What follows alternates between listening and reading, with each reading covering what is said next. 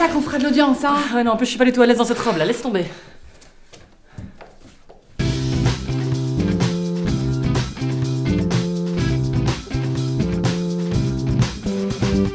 Après Drive et Only God Forgives, voici The Neon Demon, le nouveau film du réalisateur Nicolas Winding Refn, enfin lui.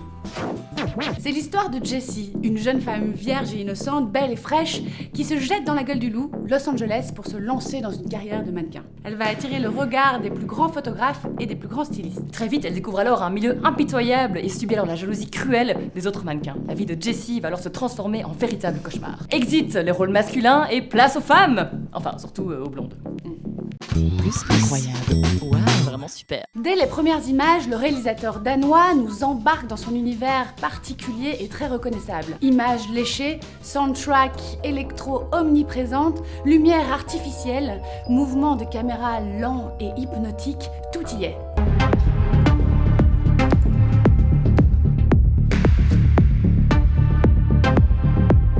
Qu'est-ce que tu fous? Mais ça se voit pas, je joue dans un film de Nicolas Winding Refn. Et pas Ryan Gosling? Il est intéressant. Ce qui nous plaît aussi dans le film, c'est son sujet. Il illustre très bien le diktat de la beauté dans ce milieu impitoyable et l'atroce rivalité entre ces filles obsédées par leur job et par leur corps, presque à la manière d'un film d'horreur. On comprend vite que la chirurgie esthétique est monnaie courante chez ces filles qui vivent totalement en dehors de la réalité.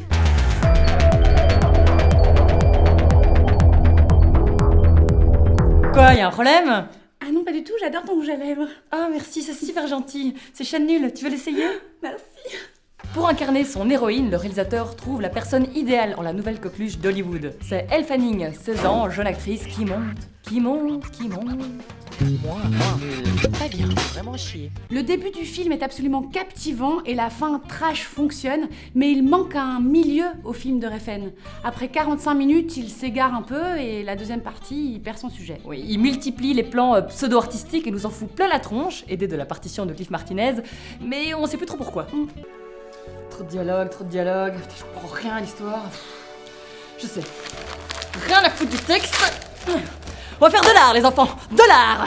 Et des dollars aussi. Musique, néon. Voilà. Mais du sang, plein de sang. Et du sexe lesbien. Et une scène de nécrophilie aussi. Parfait, ça va être bien. Action.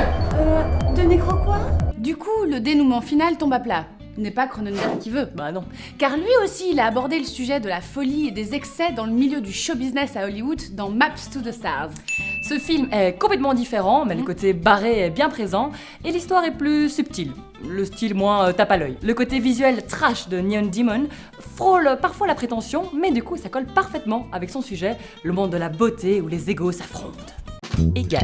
Donc, alors, t'en as pensé quoi? Le scénario aurait pu être plus fourni et les personnages plus travaillés, mais le film ne manque pas d'être une expérience visuelle et sensorielle intéressante. En tout cas, que l'on aime ou qu'on déteste, le cinéma de Nicolas Winding Refn ne laisse pas indifférent. Et c'est un atout dans le monde cruel du cinéma. Bon allez, à plus. Ciao. On n'a pas parlé de Keanu Reeves, qui est complètement à chier par contre.